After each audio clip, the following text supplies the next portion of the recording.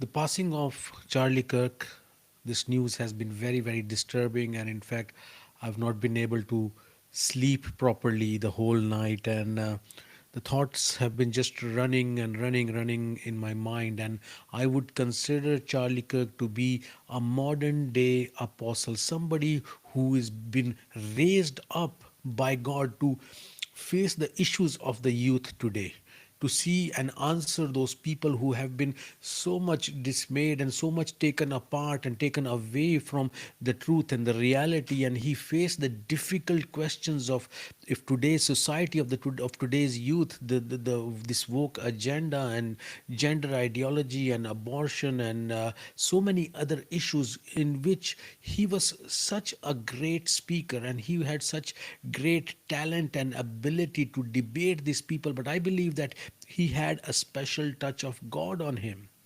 You see, like in the days of the apostles in the book of Acts, these were normal fishermen, these were normal people who did not know how to speak. But when they were filled by the Holy Spirit, they could persuade many people of the reality and of the truth. And wherever the truth is, their freedom would be.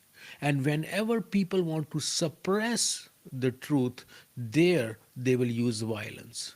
And if you are on the right, and whoever has done this, I don't know if this is an organized crime, somebody behind that, or this is one individual, or what it is. But my inclination, my idea is that it is the people who did not like, free speech, who did not like the idea that you could speak your thoughts, you could speak your mind.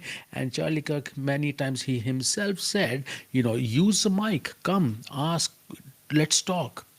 Otherwise, things will get violent. If we do not have a conversation, things will get violent. And the Lord raised up a modern day Stephen, who, when he was replying to the Pharisees and the scribes, they did not know how to answer him. This was just a kid talking to these learned people, these people who know the scriptures and who know the law so much in and out, yet they were not able to answer this kid. And this kid, in a way, 31-year-old guy, could, all these people with great degrees and all that, they were not able to really, they would, in the end, they would just be violent. And now to a point where violence has come to a real physical violence, and has taken somebody's life. These are disturbing times. In this modern day, these are disturbing times. And yet, these are times which Jesus has said that they will happen, they will come to pass. These things are to happen. But even though Jesus has said that, and we know that intrinsically, we know that theologically, we know that, in the books, but when it happens in the practical life, really, sorrow, grief strikes you, and even rage and anger strikes you. It does. I mean, I'm being honest and open about it. It does strike you. And but we as believers, we know that we must take that rage, that anger, and we must channel it to the right channel, which the Lord will direct and guide us. And the Lord never says that take everything that they are doing and take it quietly. We misinterpret the scriptures maybe to turn the other cheek. It means to turn the other cheek means do not reply violence by violence. We are not supposed to reply this violence by violence, but we are to reply. We are to stand up. We are not to keep quiet. We are not to take it under the belly and that's it. And we do that by speaking up. The real method that Charlie himself, promoted and he talked about so much, and he did it in the practical life as well.